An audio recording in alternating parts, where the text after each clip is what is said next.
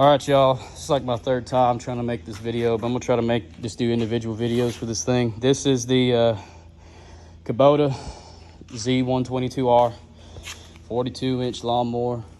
I'm gonna do a video to show you guys how to replace your belt, your deck belt. I'm gonna do a series of videos for all these mowers to help it be simple, straightforward, and a quick video on how to replace stuff on this engine, okay, on this lawnmower. It's a very good lawnmower. I recommend getting them if you're looking for something easier than a lawn tractor. It has 173.5 hours, and I've used and abused the hell out of this thing and haven't replaced much. But we use it about twice a week at the house, mowing about 2 to 5 acres. So in Central Texas, dusty area.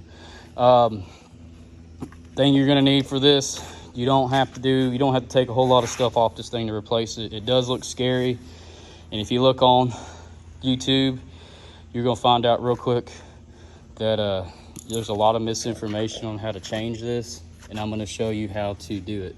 First things first, get you some room, jack this booger up. I use the floor jack because I mean this is here at my shop.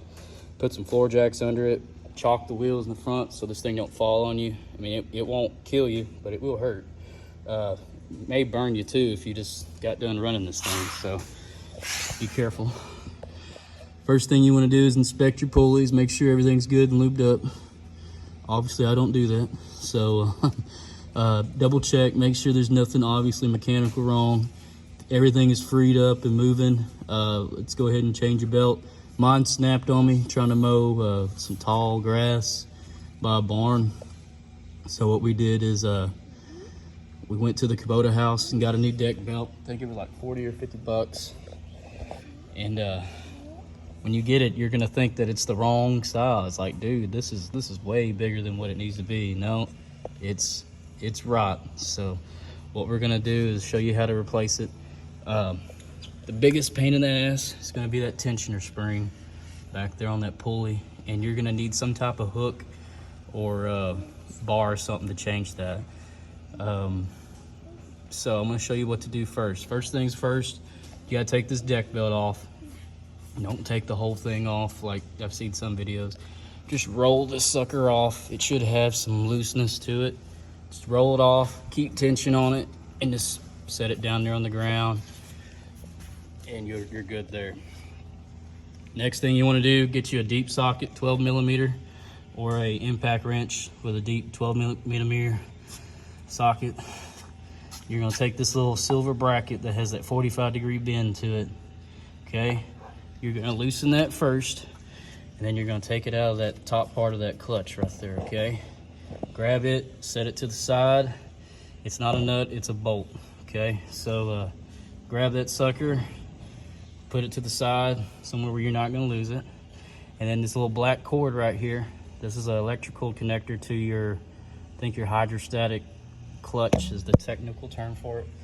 Follow it out over here.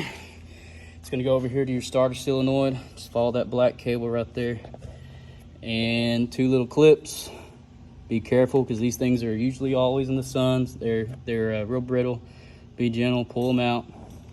Clean them out when you're done. Some compressed air, some grease or something. When you're getting ready to put them back in. They pull together pretty easy. Don't force it. Once you get that cord out, let it dangle down here and leave it up there. And start up in the front. You're gonna find out real quick that you have literally fingertip room to get around these pulleys because it's right under the gas tank. You don't need to take the gas tank off. And you get it to where you're not gonna be able to see this too. You're gonna have to move it around.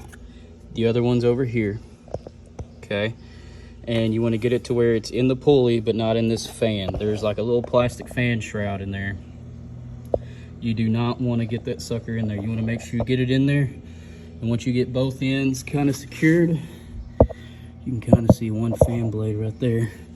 Once you get that thing kinda secured, kinda get tension on it to keep it in the groove of the pulley, and pull back. If you need a diagram for it, it's pretty easy. Looks like a T, and that's kind of what it looks like right there. This is going to be your tensioner pulley, it swivels and moves. These other ones don't, okay? So get it on there, loop it around, pull it tight back here, and get it on there. And then a lot of movement and army crawling underneath here because you don't have a whole lot of room. And then you just got to figure out a way to put that tensioner spring on. Usually when this belt pops, sometimes, and most of the time that I've seen, this spring will fall off too, or it'll dangle. That's the biggest pain in the ass to do. The Kubota house let me borrow their little tool they had, and it is not a professionally made tool. It is a rigged up rod that they created, because I guess the tool that they did have did not work.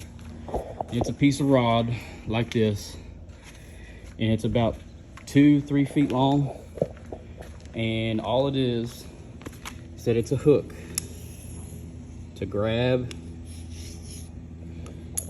That's all it is. It's just a hook that they made to grab that sucker. You're gonna be right here, and you're gonna pull it. If you got an extra buddy to help you do this, this job will take you 5 or 10 minutes while you're in here guiding the tip of it. Don't pull too hard on that spring, because if you pull too hard, you'll stretch it, and then you'll have to buy a new one. It won't work correctly. So be very careful when you're pulling on it, because it will stretch. And if you stretch it too far, it'll pop out and get you. Almost happened to me in here. So that's it right there. That's the hook. Put it on there, you're in business, okay? And then you're ready to roll. You should be rocking and rolling. Drop the jacks, reconnect all this really tight, that arm and that connector, and you're good. And that's how you replace it, guys. Let me know if you have any questions. I'll try to answer them. It's pretty straightforward. You have a good day.